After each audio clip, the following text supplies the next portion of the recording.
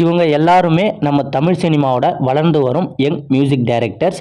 இவங்க எல்லாருமே போன வருஷம் அதுக்கு முந்தான வருஷம்லாம் ஒரு சில மூவிஸுக்கு மியூசிக் போட்டு இருக்காங்க. இருந்துமே இந்த 2025ல் ரிலீஸ் ஆன மூவிஸுக்கு போட்ட மியூசிக்கும் பாடல்களும் பெரிதளவும் பேசப்பட்டது. அது எந்தெந்த மியூசிக் டைரக்டர்ஸ் எந்தெந்த மூவிஸுக்கு மியூசிக் போட்டாங்கன்றதை பார்க்கலாமுங்களா? ஃபஸ்ட்டு லியோன் ஜேம்ஸ். இவர் டிராகன் படத்துக்கு மியூசிக் போட்டு இருக்காரு.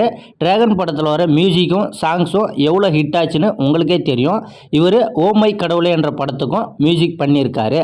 அடுத்து நிவாஸ் கே பிரசன்னா. இவர் 2025ல் ரிலீஸ் ஆகி ஹிட்டான பைசன் படத்துக்கு மியூசிக் பண்ணியிருக்காரு.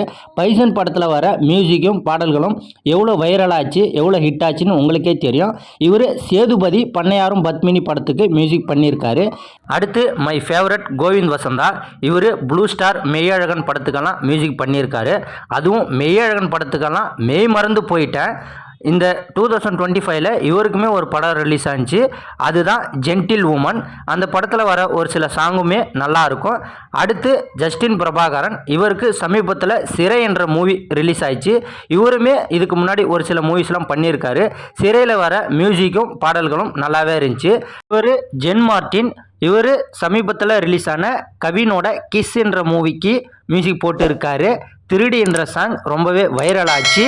இவர் பிளட்டி பேக்கர், டாடா போன்ற படங்களுக்கு மியூசிக் போட்டு இருக்காரு.